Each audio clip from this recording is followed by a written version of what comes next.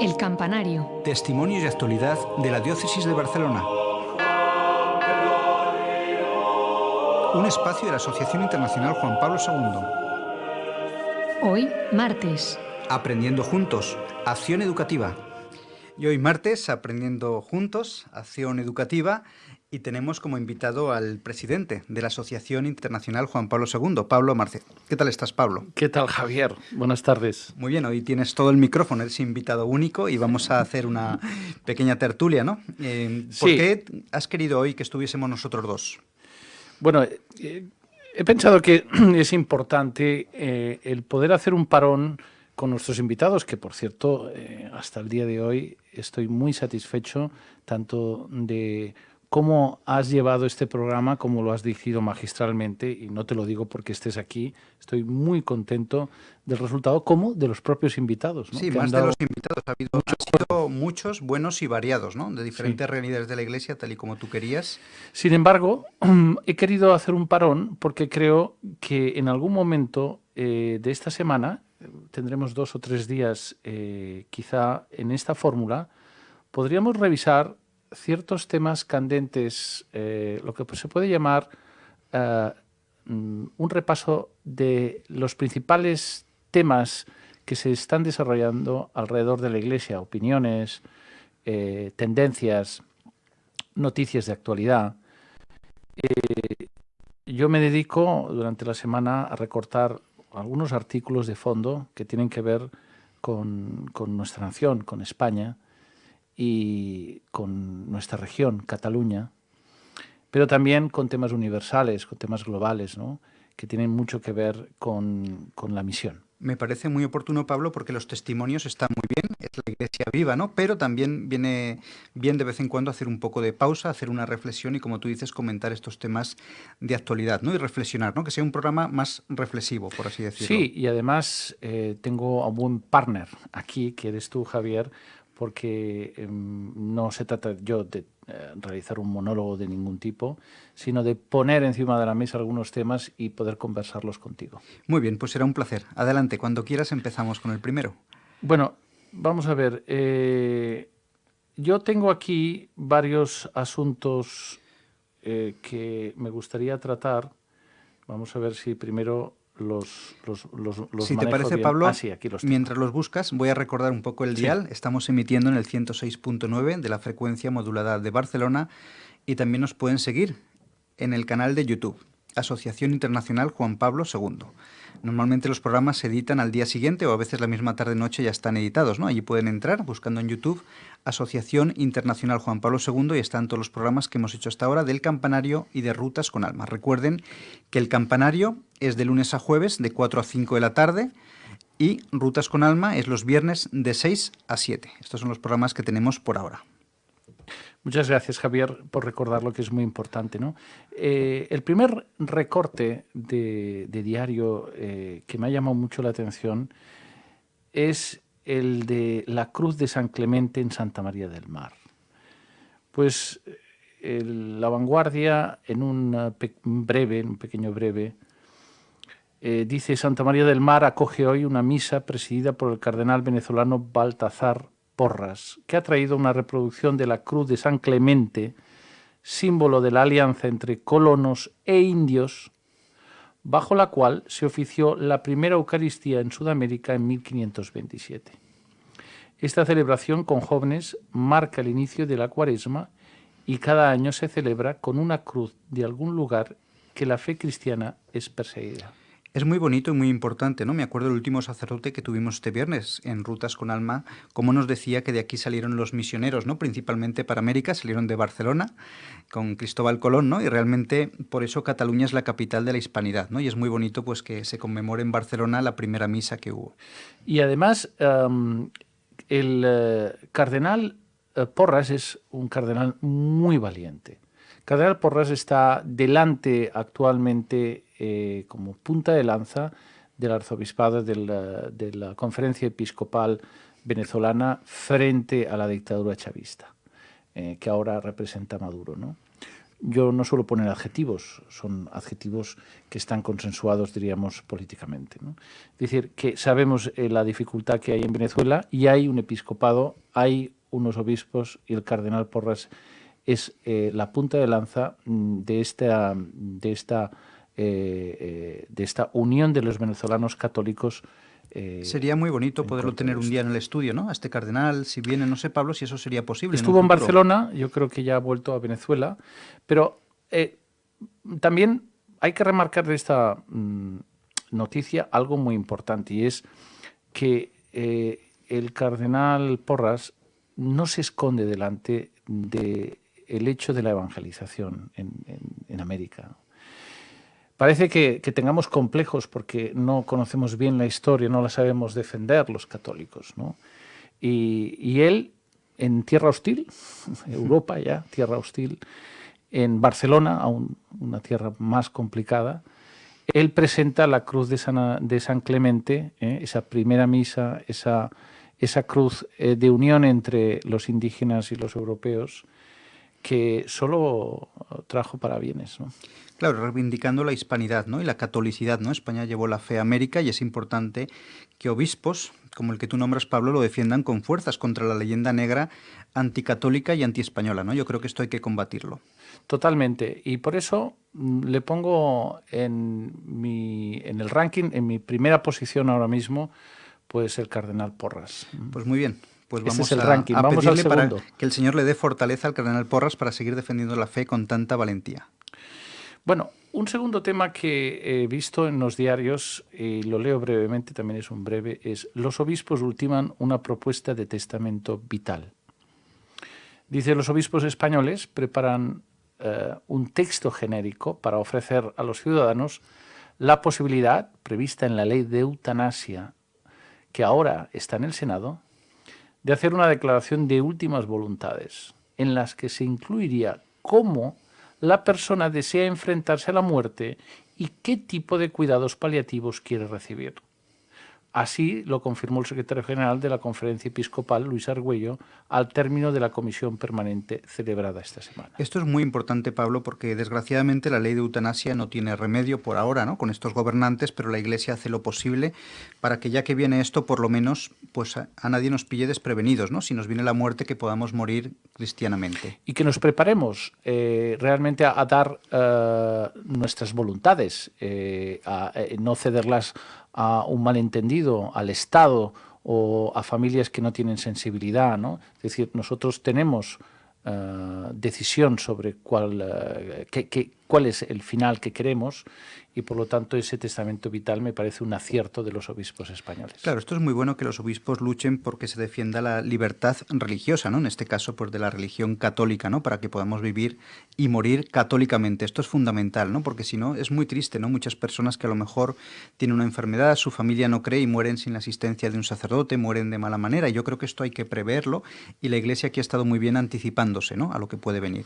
Bueno, pues lo pondría, diríamos, dentro de mi ranking de comentarios en el número 2, porque la actualidad de la eutanasia es el desenfreno legislativo de una izquierda absolutamente ya tendenciosa, que no repara absolutamente en ningún consenso social, simplemente impone su calendario ideológico.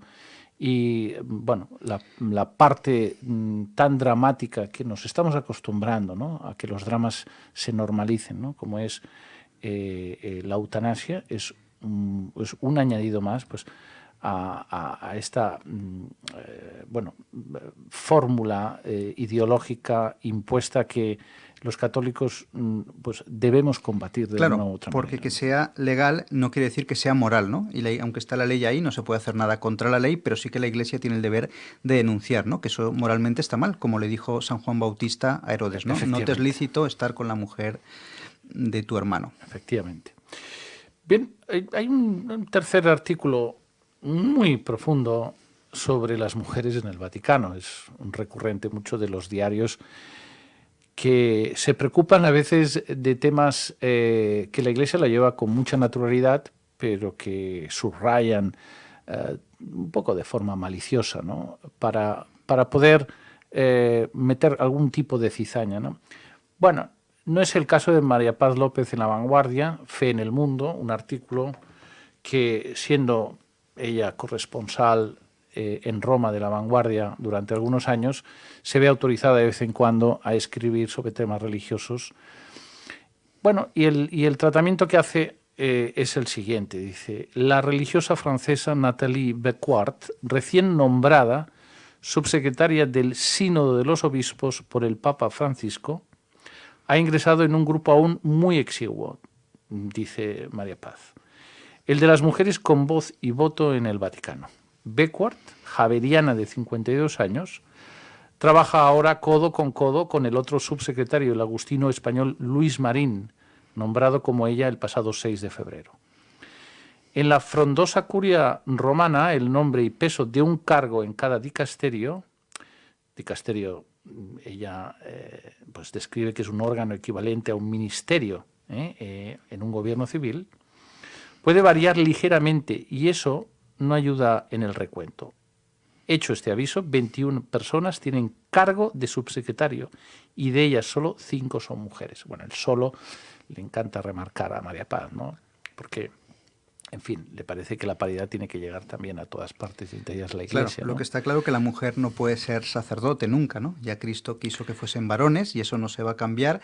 Y luego estás planteando un tema que yo creo que sería bueno también, Pablo, tener un día un experto para poder hablar con conocimiento de causa de estos temas, ¿no? Pues ¿Qué es lo que se puede tocar, qué es lo que es inmutable en la Iglesia y qué cosas se pueden modificar sin tocar lo esencial, ¿no? Sí, bueno, entonces desarrolla que realmente cuál es la estrategia de Francisco, si se puede hablar de estrategia de esta forma, ¿no? Para dar papel a las mujeres. Es decir, no hace falta que se establezca un objetivo de darles la unción sacerdotal. Este no es el objetivo. El objetivo es darles realmente valor donde tienen talento, ¿no? En posiciones claves de la Iglesia, ¿no? Aquí en el artículo desarrolla, y no leeré, que está muy claro que la Guardia Suiza se saluda a los cardenales, ¿no? Al Papa, aparte del Papa, pues a los cardenales, a los obispos, a los monseñores, pero a los que tienen rango de secretaria de Estado en los dicasterios, ¿no? Por lo tanto, estas mujeres que van poniendo su talento al servicio de la Iglesia en el Vaticano, tienen a su cargo ya a muchos sacerdotes, obispos, en su cargo. Por lo tanto, para mí es una buena posición, ¿no? Mujeres que tienen talento, que entienden bien su posición y que están ejerciendo una buena labor en la Iglesia y bueno, pues en esta posición no hace falta buscar paridad, hay que buscar talento. Y si hay talento, habrá mujeres en el Vaticano. Evidentemente hay muchas mujeres con talento en la Iglesia, en el Vaticano y también en grupos de la Iglesia, ¿no? Como en Cáritas, por ejemplo, ¿no? Y en diferentes asociaciones han pasado por estos micrófonos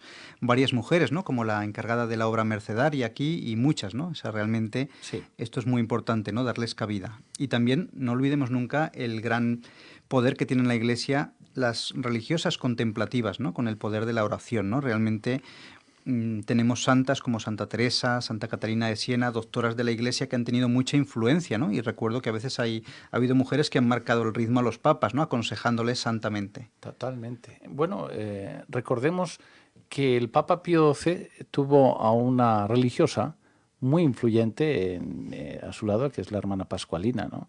Es decir, esa hermana tenía don de mando bien entendido, Sí. bien entendido, y además Pío XII dejaba aconsejar por ella, porque realmente era una persona muy clarividente, ¿no? Pues a ver si un día podemos tener aquí a Rodolfo Vargas, que es experto en Pío XII, y nos hable de la hermana Pascualina, porque ha habido también muchos ataques, mucha leyenda negra con relación a esto, ¿no? Siempre los que quieren atacar a la Iglesia, basta que haya una mujer por ahí metida para que ataquen, ¿no? Para que calumnien. Sí, por eso que hay que leer bien aquellos que hablan de la Iglesia, si tienen información y si tienen formación.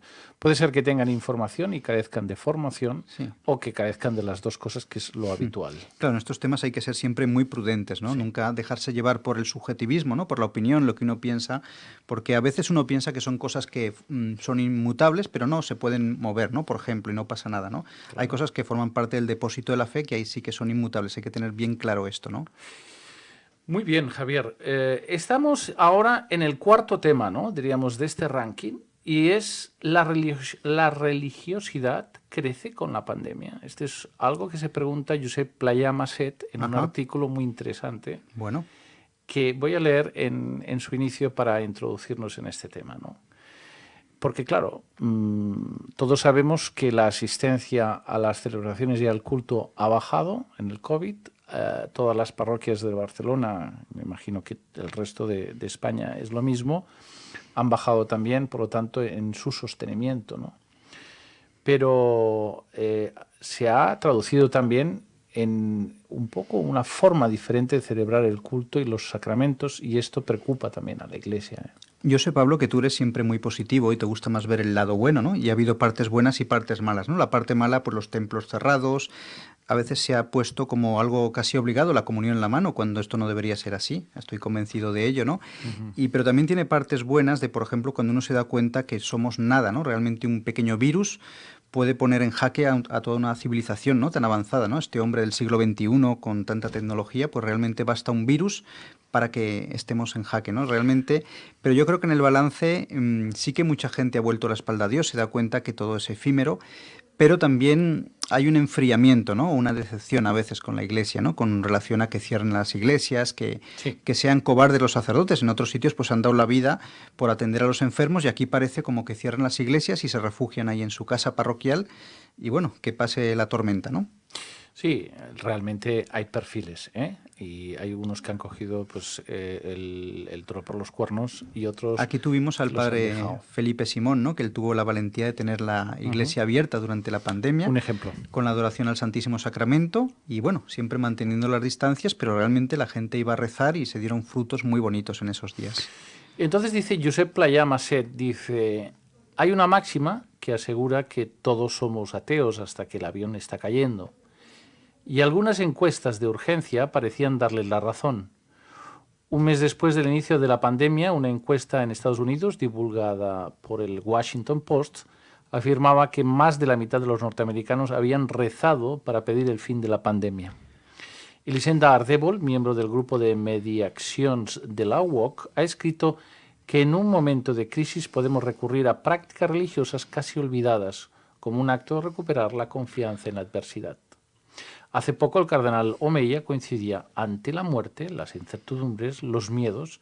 Muchas personas empiezan a pensar en el más allá y la formación católica que hemos recibido ayuda a encontrar algo más de luz y esperanza. Claro, esto es muy lógico, ¿no? Cuando hay una guerra, una epidemia, pues la gente ve la muerte de cerca, ve la enfermedad, el dolor y te sirve para madurar, ¿no? Ver que tienes a un familiar muriéndose, ver que la situación está muy delicada, porque claro, en épocas de bonanza, cuando todo va bien, cuando no hay crisis, pues uno piensa en banquetear, ¿no? Uno se olvida de Dios, ¿no? Cuando va todo viento a favor, ¿no? Mundanamente hablando, pues se olvida de Dios, ¿no? Y en las circunstancias de dolor, de cruz, es una contradicción, ¿no? Pero nosotros, pues es cuando más cerca estamos de la verdadera felicidad, ¿no? Que es aceptar lo que Dios quiere. Pues la verdad, la pandemia tiene este efecto directo en la reflexión, ¿no? Nos cuesta reflexionar porque el día a día es rápido, es veloz, y la pandemia nos ha dado esta posibilidad. Si tengo que hablar de mi entorno más próximo, realmente esto es un hecho cierto, ¿no? Si lo puedo trasladar a otro círculo más inmediato, amigos, familiares, es otro hecho cierto. Yo creo que esto es algo que realmente bueno, viene de Dios, porque todo hay que aceptarlo. La pandemia es algo que es trágico para la humanidad, pero todo tema que afecta al hombre también puede tener su parte positiva si se lleva sobrenaturalmente. Sí, a mí concretamente me ha servido esta pandemia para valorar más las cosas, ¿no? Primero desde el punto de vista sobrenatural, valorar la Santa Misa, ¿no? Que siempre podíamos ir sin ningún problema y cuando no se podía ir a misa, pues realmente ahí te das cuenta de lo que pierdes, ¿no? También valorar el poder ir al Santísimo Sacramento. Es en el plano sobrenatural está claro, ¿no? Que es un bien grande, ¿no? Lo que tenemos, ¿no? Podemos ir a misa todos los días, podemos rezar Y en tiempos de pandemia, aunque se puede rezar en casa, no es lo mismo, no te puedes confesar en casa, estamos privados de los sacramentos, ¿no? Y eso valorarlo lo primero, ¿no? Pero también en el plano humano, o sea, en el plano humano, por ejemplo, cuando estábamos confinados, echaba de menos quedar con un amigo a tomar un café, algo que era un lujo en aquella época porque no se podía, ¿no? Bueno, aún seguimos con los bares cerrados, a partir de las 4 Sí. cierran los bares y realmente esto es una cruz, ¿no? También en el tiempo cuaresmal lo podemos ofrecer, pero no es la situación ideal, ¿no? El no poder viajar. Ahora hablan que puede hacer falta un pasaporte sanitario para viajar, ¿no? El que esté vacunado podrá viajar y el que no, no. Entonces, ahí se crea también otro dilema, ¿no?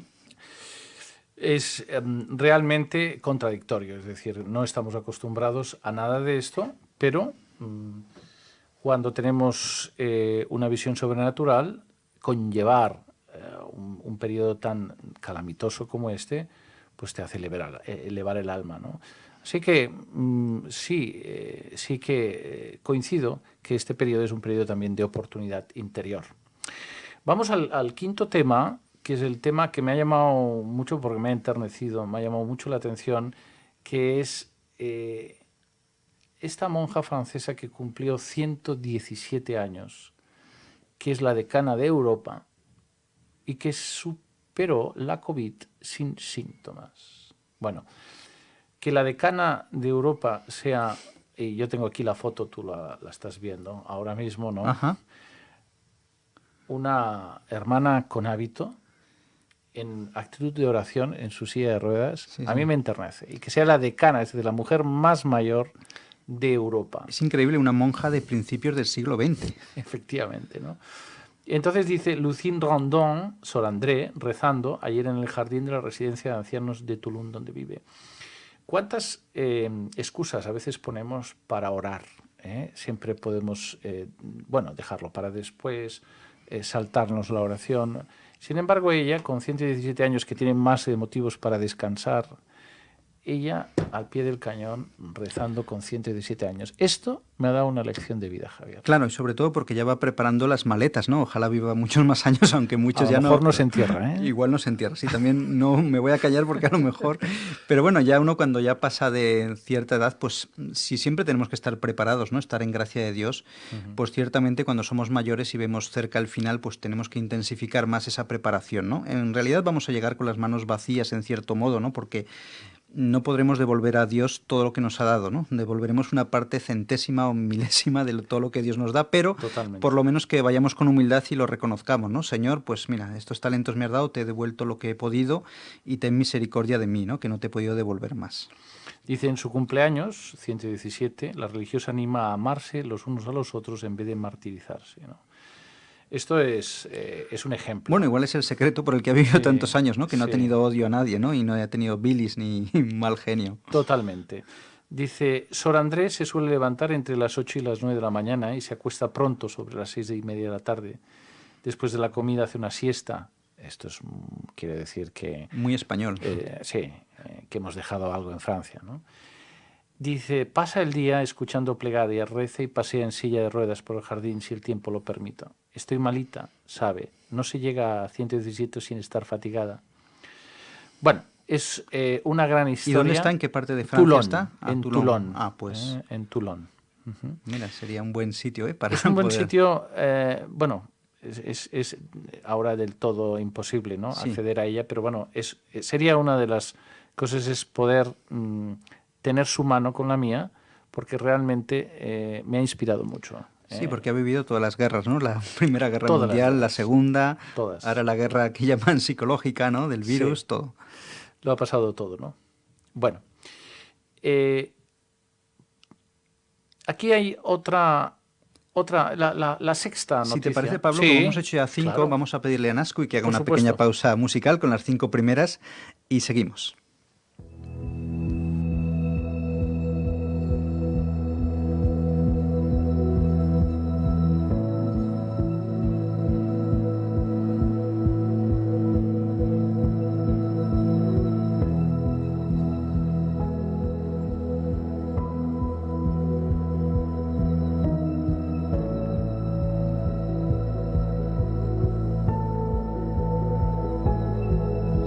Tú obras maravillas con tu gracia. imposible en tus manos. Ven hasta lo más hondo de mi ser.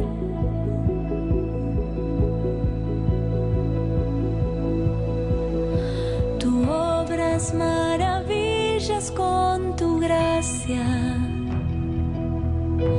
Nada es imposible en tus manos.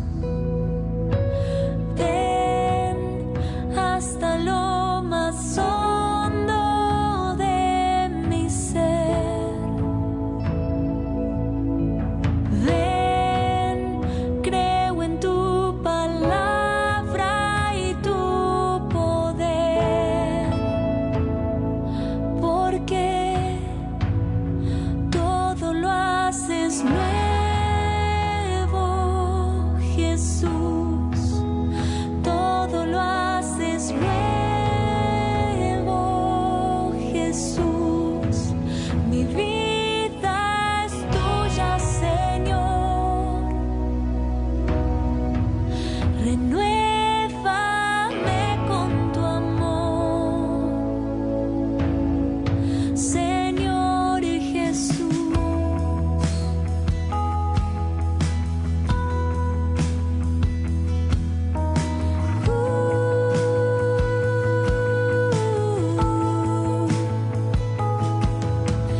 Limpia mis heridas. Bien, tras escuchar esta canción seguimos en el campanario. Hemos tenido estos días muchos testimonios de actividades en la iglesia, testimonios aquí de Barcelona que nos han edificado mucho y hoy hacemos una reflexión. Estamos con el presidente de la Asociación Internacional, Juan Pablo II, y después de presentar esa vida activa de la iglesia, ¿no? Una vida con oración, hoy estamos más con la vida contemplativa, ¿no? Reflexionando sobre la actualidad del mundo con la cosmovisión católica. ¿No es así, Pablo? Sí, bueno, estamos repasando un poquito todas las revistas, recortes de los diarios nacionales e internacionales que pueden darnos alguna pauta sobre la vida de la Iglesia, ¿no? Yo ahora os proponía en un ranking de 10 temas, Sí. y hemos repasado 5 noticias destacadas, que son muy subjetivas porque las he elegido yo, pero me parecen una guía para reflexionar sobre varios frentes. Y en la sexta hay una de José Ignacio González Faos, que es un teólogo de cristianismo y justicia, que dice invitación a orar, ¿no? Hay una parte de su artículo, que es un artículo de 6 columnas, que dice, al principio eso será un ejercicio que aspira a convertirse en hábito. Está hablando de la oración. Si cuesta, recordemos que la mejor definición de la oración no es hablar con Dios, sino buscar a Dios. Claro, y Juan Pablo II decía el combate de la oración, ¿no? Realmente no es la oración algo sencillo. Y hace daño quien dice que rezar es muy fácil, ¿no? Dice, rezar es como hablar con un padre tranquilamente. No, rezar es mucho más complejo porque tenemos que hacer un silencio interior, tenemos que escuchar a Dios y no es fácil, ¿no? Si estamos en una vida de agitación, de bullicio. Sí, de hecho, José Ignacio González continúa con acierto sobre esto que comentas. Dice, la sensación de tiempo perdido o distracciones, convirtámosla en una muestra de que me importa tanto eso de encontrar a Dios, que estoy dispuesto a gastar todo el tiempo y esfuerzo que haga falta.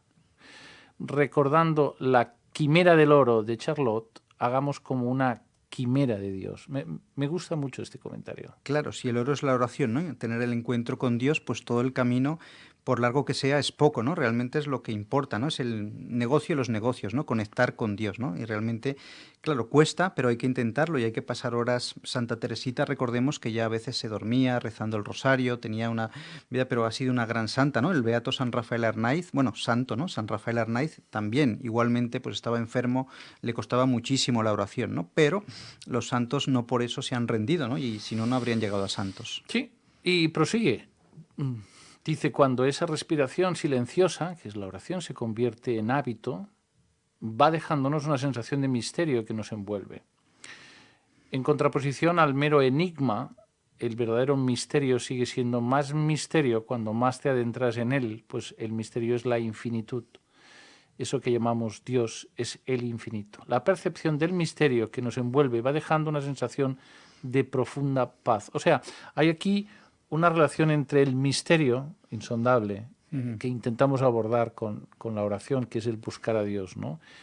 Y la paz que uno va encontrando, que no es una paz ficticia, realmente llena absolutamente todo el corazón, ¿no? En relación a esto estaba pensando que a veces nos aburre la oración porque no estamos en la vida de sentidos, ¿no? Estamos siempre escuchando música, Sí. siempre viendo la televisión, siempre con ruido, tenemos que tener algo de fondo, ¿no? Cuando quitas el fondo y hay silencio, me acuerdo que Madre Angélica decía que si ella estuviese en un hipotético caso en una discoteca, ella pincharía silencio, ¿no? Pues Qué estaría ahí bueno. de disjockey y Qué bueno. pincharía silencio para que la gente pueda Qué bueno. pues meditar, ¿no? Bueno, por supuesto que es un ejemplo un poco gracioso, ¿no? No, No iba a estar de jockey, pero sí, nos falta eso, ¿no? Porque realmente es complicado para el ser humano conectar con Dios que no se ve, ¿no? Realmente no se ve. Y no siempre es fácil, ¿no? La oración, Santa Teresa, por ejemplo, es gran maestra de oración, ¿no? Recomendamos sus obras, ¿no? Para aprender a meditar, ¿no? Hacer la oración mental. Pues se me ocurre que podríamos dejar estos artículos que estamos haciendo en un ranking de los 10 temas que hemos elegido en nuestras redes sociales para Sí. que todos los oyentes puedan disfrutarlo con más detalle, ¿no? Porque son artículos que realmente tienen mucha profundidad. Ahora en el punto número 7, creo que estamos ya, vamos a hablar de la Sagrada Familia.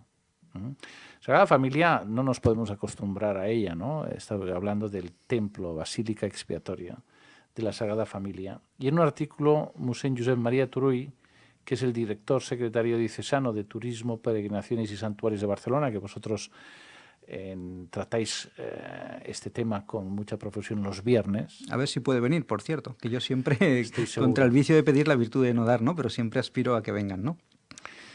Bueno, aquí hay una noticia que no tengo recortada, pero que nos ha llegado hoy mismo, y es que la Diócesis de Barcelona ha preparado ya una web que creo que está ya en línea, remarcando todos los puntos turísticos religiosos de Barcelona. Creo que es una iniciativa que faltaba, creo que se ha hecho un gran esfuerzo y daremos cuenta este viernes de esta iniciativa de la diócesis profundamente. Pero Mossèn Turull en este artículo dice: desde hace unos años ha surgido Catalonia Sacra, una iniciativa conjunta de todos los obispados con sede en Cataluña para poner en valor este patrimonio tan rico. Dice, más recientemente se llevó a cabo en la ciudad de Barcelona otra experiencia, se llama Alma Medieval, que aglutinaba la Catedral, Santa María del Mar y Sant Pau del Camp para promover, perdón, porque los directos siempre son peligrosos, para promover la visita conjunta. Bien, Cataluña tiene una riqueza extraordinaria en el patrimonio religioso, pero si esto no nos lleva a que el nuevo turismo que se espera en Barcelona, que recuperamos, si no hay un modelo, una novedad, una propuesta dentro de los que cuidan de este patrimonio religioso para el turista que ya está agotado de los mismos temas en Barcelona, creo que se perderá una oportunidad muy grande, ¿no? Claro, hay un potencial muy grande y no debemos desperdiciarlo, ¿no? Realmente podemos ver la Sagrada Familia deprisa y corriendo, de forma superficial, o con una visita guiada en condiciones, ¿no? Quien dice la Sagrada Familia, dice el Tibidabo, dice la Catedral de Barcelona. Por eso es muy importante aprovechar todo este potencial que tenemos en la Iglesia para que no se desperdicie nada, ¿no? Que todo el mundo pueda conocer toda su riqueza, que nadie se quede sin conocerla. Sí. Bien, entonces yo quería ahora tocar temas de calado nacional, ¿no? Por ejemplo, de calado nacional que su origen está sucediendo en Barcelona, ¿no? Dice, enfado en la Barceloneta por el cierre de una escuela concertada centenaria. Este es el drama que hablábamos con el responsable de colegios católicos del obispado, ¿no? Raúl Adame. Dice, las familias de la Escuela Concertada San Joan Batista de la Barceloneta continúan en estado de shock, dice la noticia. Hace unos días fueron informadas de que el centro educativo, propiedad de la Fundación Escuela Vicenciana, con unos 260 estudiantes y más de 130 años de historia en el barrio, cerrará las puertas al finalizar el curso actual por motivos económicos. Esto es un drama, Javier. Sí, recordemos que también el Colegio de la Unión Seglar está con ese mismo problema, ¿no? Han estado esta semana en el campanario, ¿no? Pues poniendo su problema, ¿no? Que también no hay nacimientos y realmente pues a veces los colegios católicos tienen mala fama en el sentido de decir, uy, esto es muy católico, esto es una secta y la gente no va y realmente no pueden acometer los gastos, ¿no? Y es muy triste, ¿no? Entonces tenemos que apoyar los colegios católicos. Bueno, y yo voy a ver si podemos invitar a la responsable de la Asociación de Madres y Padres de Alumnos que está batallando porque esto es un hecho que ya es definitivo, sin embargo, se revierta de alguna manera. Vanessa Rojera dice, de la Asociación de Madres y Padres de Alumnos, no se ha quedado de brazos cruzados. Han empezado a recoger firmas para mostrar su disconformidad, han organizado manifestaciones ante la escuela por las calles del barrio y también han contactado con los grupos políticos y este lunes tienen previsto concentrarse en el Ayuntamiento a Plaza San Jaume. Es una constante, ¿no? Los padres agradecidos con una labor concertada en la escuela religiosa se niegan a pasar a la escuela pública.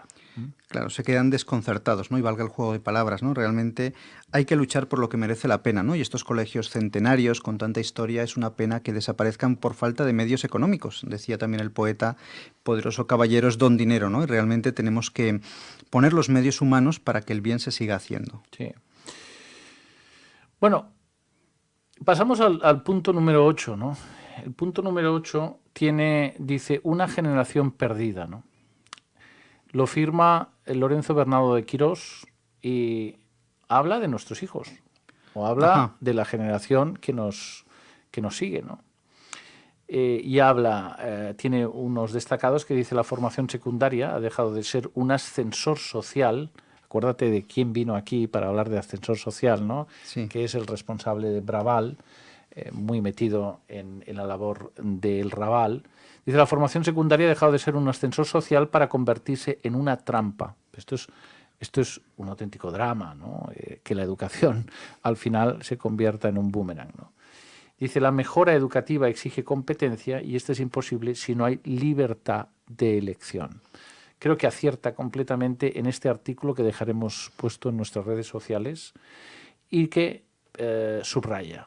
Dice, al margen de las cuestiones coyunturales, esta situación es el efecto del agudo deterioro experimentado por la educación pública en las Españas y en concreto de la que es esencial para acumular el capital humano que necesita un país moderno, la secundaria. Ahora comienzan a manifestarse con toda su crudeza los efectos de esta dinámica que se agudiza en el horizonte del largo plazo si no se produce un cambio radical que obviamente no es el impulsado por la ley CELA. El sistema educativo español no está en condiciones de producir el capital humano necesario para soportar el binomio crecimiento, altos salarios de la economía en la sociedad del siglo XXI. Claro, y esto yo lo noto, ¿no? Gente que va al colegio ahora, pues que no sabe absolutamente nada de nada, ni se enseñan ni los ríos, ni las principales batallas, ni nada de nada, ¿no? Es muy deficiente. No sé si tú lo notas, ¿no? Con relación Totalmente. a cuando ibas al colegio. No, y cada vez hay una dejación de funciones educativa en la que todo es emotividad, expresión, espontaneidad, pero no hay ningún tipo de recursos ni conocimientos estables, ¿no? Todos son experimentos educativos, hay una amalgama. Y yo pienso, por ejemplo, en los universitarios que tienen muchos de ellos mala ortografía, ¿no? Que realmente es impensable, ¿no? Porque tampoco se trabaja esto, ¿no? Realmente dices, pero ¿cómo esta persona puede estar en la universidad, ¿no? Si no sabe de nada. Sí. Y realmente, bueno, aquí encajo también con la nueva dinámica de la educación, porque aquí estamos hablando de personas que están a cargo de las familias, personas menores de edad, que están en un periodo de aprendizaje y que están en un reto de situarse en un jeroglífico que nosotros ya nos cuesta descifrar, ¿no? Que es la próxima generación, ¿no? Entonces aquí realmente, ¿qué se dan? Se dan nuevas posibilidades de formación. Veo aquí un artículo en que dice que ahora ya se proponen alumnos para poder encontrar alumnos capaces de dominar la técnica vocal, por ejemplo, ¿no? Es decir, entonces ya los chicos no pasarían por el colegio en su forma secundaria, en la parte secundaria, sino se dedicarían a los talentos del deporte, de la música, del arte, ¿no? Esto lo que está generando es que hay una segunda parte de la educación que se está dejando excesivamente a lo que son pues los gustos personales o las tendencias personales del mundo de hoy, ¿no? ¿Por qué estamos hablando aquí de educación en un programa como este? Porque realmente incidimos mucho en cuáles son las obligaciones y las tendencias de un colegio católico en relación a la oferta que nos están proponiendo. Entonces yo entiendo que primero hay una dejación en la secundaria y segundo no hay que dirimir sobre si la escuela se retrasa o no respecto a ciertas tendencias, sino hay que consolidar una oferta a veces tradicional, pero bien. Estoy pensando a raíz de esto en varios factores, ¿no? La tendencia es que en el futuro la jornada laboral se vaya reduciendo, ¿no? Ahora además con esto de la crisis, con el teletrabajo, ¿no? Pues se habla hasta de jornadas de 6 y de 4 horas, ¿no? Y también jornadas donde tiene que ver mucho la tecnología, ¿no? Hoy en día con esto del Zoom casi ya no hay reuniones de trabajo, ¿no? Reuniones físicas, ¿no? Está cambiando mucho el mundo, ¿no? Y la Iglesia tiene que estar a la altura. Sí, efectivamente, este es un tema clave, ¿no? Bien. En el último punto, antes de acabar el programa, quería aconsejar algunos libros, ¿no? Uno de ellos se llama La guerra no es santa. Esto es dice, relato del infierno mujahidín. El autor es Farhat Bitani. ¿Y de qué va este libro, ¿no? Este interesante libro? Dice, Afganistán es una de las piezas clave para entender el islamismo actual y buena parte de la política de Occidente. Por eso el testimonio brutalmente sincero de Farhat Bitani, es capitán del ejército afgano, curtido primero contra los soviéticos y después contra los talibanes, ayuda a comprender qué pasa por la cabeza, el cuerpo y el corazón de un mujahidín, el guerrero del yihad. Resulta conmovedor este breve testimonio de un hombre que hoy lucha por la paz. Es decir, muchas veces totalmente no comprendemos o tenemos una posición tan beligerante del islamismo contra el cristianismo, y esto está claro, ¿no? El cristianismo se configura en este Islam radical en Occidente. Y por lo tanto ponerse en la piel, este libro se pone en la piel de cómo piensa un yihadista. Me parece un libro muy acertado si queremos entender y combatir el yihadismo. Sí, hay que recordar que el catecismo nos enseña que en determinados casos la guerra puede ser justa, ¿no? Por ejemplo, cuando es en defensa propia, ¿no? Y pensemos aquí en la Reconquista, ¿no? Que hay motivos lícitos para defenderse, ¿no? Pero realmente el cristianismo es una religión de paz, ¿no? Y justicia es dar a cada uno lo que le pertenece, ¿no? Y todos tenemos que rezar por la paz en el mundo, ¿no? Que está siempre en las intenciones de la Iglesia, ¿no? La paz mundial. Otro libro interesante que recomendamos es Apotecmas de los Padres del Desierto, un gimnasio para el alma. Este es un libro sorprendente. ¿No? Dice, en estos días los cristianos estamos llamados a vivir cada vez con más heroísmo nuestra fe. La buena noticia es que la coherencia, la perseverancia, la docilidad, la gracia y la alegría de evangelizar se pueden entrenar. Yo creo que está muy bien enfocado, ¿no? Dice, ¿en qué gimnasios? En los de la oración y la tradición de la Iglesia. Una buena ayuda para ello es este libro, con la vida y los dichos de los padres del desierto, que desde el siglo IV son para creyentes maestros de ascetismo, amor a Dios y disciplina cristiana. Muy recomendable. Muy recomendable, y hay una gran riqueza en el monacato primitivo, ¿no? Recordemos que los padres antiguos buscaban la pacella, ¿no? Ese estado de paz, de tranquilidad, ¿no? Donde estar desapegado de toda tentación, ¿no? Realmente cuando el alma está en Dios y nada le turba, nada le espanta, ¿no? Realmente tenemos que luchar por ese estado, ¿no? Y también una vida ascética muy fuerte, ¿eh? Porque no se consigue esta unión con Dios sin sacrificio, ¿no? Y sin mortificación y renuncia. Bueno, y por último, el último libro que queremos recomendar se dice Si tú me dices ven, hablar de lo importante. un libro sobre el matrimonio. Y dice, la entrega en el matrimonio, el número de hijos, los métodos anticonceptivos, la sexualidad, hay temas que son realmente importantes para un matrimonio y de los que apenas se habla en familia. Este libro del sacerdote Stefan Semmings disecciona esta y otras cuestiones a los 50 años de la Humanae Vita y ayuda a formarse en tiempo que propicia el diálogo en el hogar. Muy recomendable. Claro, es muy importante profundizar, ¿no?, en la santidad de las familias, ¿no? Realmente hoy en día la vida moderna pues impide este modelo de familia idílica tradicional, ¿no?, como era antaño, ¿no?, donde cada uno pues hacía su función. Hoy en día hay muchos matrimonios desestructurados, trabajan los dos, no hay nadie que atienda a los niños, están todo el día viendo televisión, los abuelos ya no están en casa, realmente hay muchos problemas en las familias, ¿no?, y siempre es bueno dar una perspectiva católica para abordarlos. Muy bien, Javier, pues este es un poco el repaso. Yo quería que en estos minutos que quedan, no sé si queda mucho o poco tiempo. 5 minutos concretamente para reflexiones finales. Pudiéramos hacer sobre un artículo de Marc Galcerán, ¿no? Dice, el Papa hace una teología pastoral, acción y reflexión al mismo tiempo. Y escribe, el Papa Francisco hace una teología pastoral, reflexión y acción al mismo tiempo. Y es original porque retorna a los orígenes y a la esencia del cristianismo. Esta profesora, Marc Galcerán, del Ateneo Universitario Sant Pacià, desarrolla esto en un libro que se dice Francisco, pastor y teólogo, que recoge las ponencias de un congreso, la aportación del Papa Francisco a la teología de la pastoral de la Iglesia. Este congreso se celebró hace un año en Barcelona.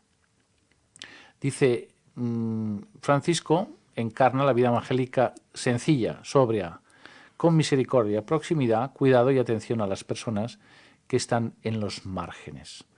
Señaló que Fratelli Tutti es una invitación a plantearse lo esencial en la vida.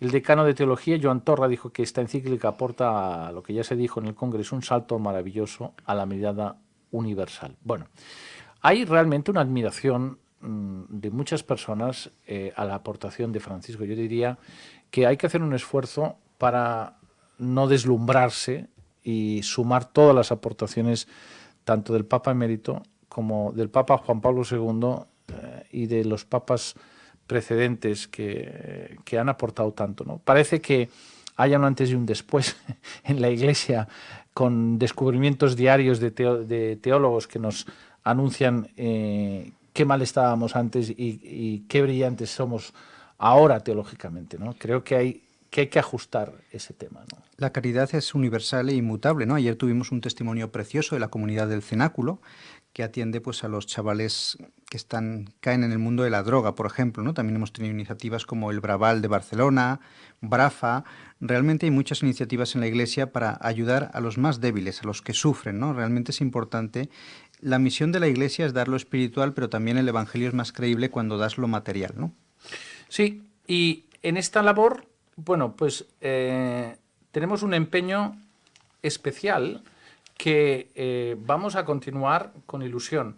Esta reflexión que ahora estamos haciendo, Javier, que son, bueno, recortes de prensa, tendencias, análisis de terceros, para poder desarrollar diferentes temas que están encima de la mesa, nos parece necesario para poder abarcar el punto de vista de muchas personas en el día a día de la Iglesia. Pero realmente lo que aporta un testimonio es mucho más que un análisis, ¿no? Es la vida hecha evangelia, ¿no? Y en esto nos vamos a empeñar. Ahora tenemos un segundo periodo en el programa que vamos a desarrollar con mucha ilusión, en el que vamos a convocar a muchos más testimonios y de muchos diferentes carismas, con lo que vamos a aprender, si cabe, cada día más, ¿no? Muy bien, pues aquí estaremos y esta es la casa de todos, la casa de la Iglesia, para que vengan a dar testimonio de lo que hacen. Y gracias, Pablo, por tu presencia, por estas noticias que has preparado, ¿no?, que nos han dado para reflexionar, ¿no? Porque estaba pensando, ¿no?, que mucha gente católica dice, yo no veo el telediario, yo no quiero saber nada de las noticias, lo que pasa en el mundo. Yo creo que esta no es la actitud correcta, ¿no?, salvo que el Señor te llame a una vida de eremita, contemplativo, pero yo creo que ese desentenderse de lo que pasa en el mundo, pues no es católico. Está claro. Está claro, y además hay que abrirse al mundo para ganarlo. Esta es la idea. Claro, llevar a todos a Cristo. Bien, pues le pedimos ya al técnico que ponga el himno de la asociación para despedirnos y mañana, Dios mediante, seguiremos en el campanario con nuevas sorpresas, nuevas novedades.